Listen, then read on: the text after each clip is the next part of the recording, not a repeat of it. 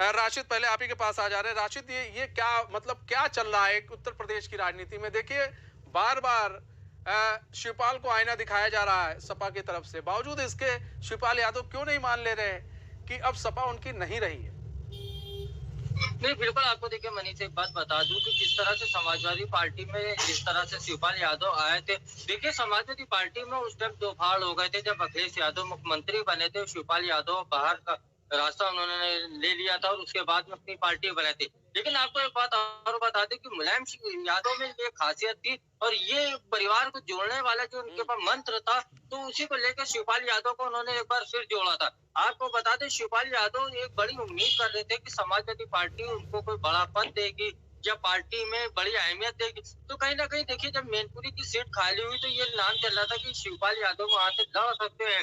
लेकिन वक्त शिवपाल यादव का नाम आया, उसके बाद में राजनीतिक गलियारों में उत्तर प्रदेश में चर्चा होने लगी कि चाचा भतीजे में दो फाड़ हो गए।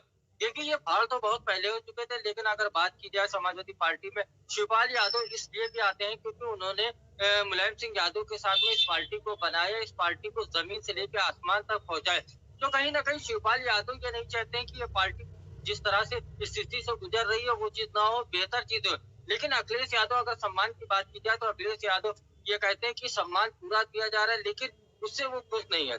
देखिए समाजवादी पार्टी में जिस टाइम विलय हुआ था और शिवपाल यादव अपनी पार्टी को जो विलय करने की बात हो रही थी, लेकिन उन्होंने कहा था कि समाजवादी साथ लड़ेंगे, तो वो लड़े थे लेकिन उनको एक टिकट दिया गया था क्योंकि स्थितियां जो थी वो एक अलग बन रही थी। क्योंकि बड़ा गठबंधन अखिलेश यादव ने बनाया था तो स्थिति बन नहीं पाई थी, तो एक सीट पे ही उनको संतोष करना पड़ा था। लेकिन लगातार जैसे शिवपाल यादव के साथ में जो आईना दिखाने की बात हो रही है, तो लगातार उनके साथ इस तरह का अपमानजनक कहीं ना कहीं व्यवहार हो रहा है क्योंकि शिवपाल यादव इसको खुद कहते हैं। अभी बीच में उन्होंने राष्ट्रपति के चुनाव में भी मुख्यमंत्री से मुलाकात की थी।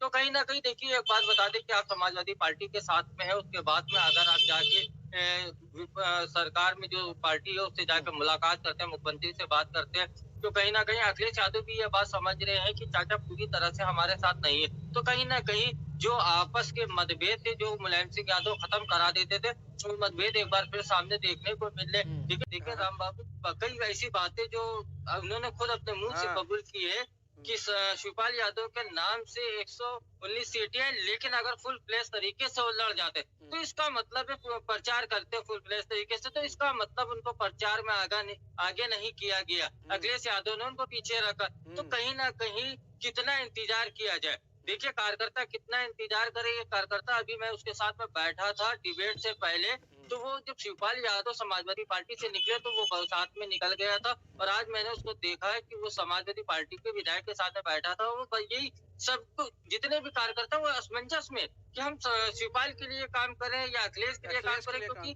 कब कब इन लोगों में आपस में गठबंधन हो जाए और परिवारवाद हो जाए और हम किधर जाएंगे। क्योंकि देखिए जब एक आदमी दूसरी जगह पे जाता है और भी बता दी प्रगतिशील समाजवादी पार्टी के लिए लगातार जब क्षेत्र में काम करेगा तो कहीं ना कहीं दूसरी पार्टी की वो मुखालफत करेगा। कहीं कहीं ये भी चीज बनी हुई है कि सपा के जो नेता है या कार्यकर्ता है वो क्षेत्र में खुल के काम नहीं कर पा रहे। स्थिति बिल्कुल साफ होना चाहिए। जैसे शिवपाल यादव को अगर चुनाव लड़ना है, उन्होंने कह दिया तो जो तैयारियां हैं फिर उनको लड़ाना चाहिए।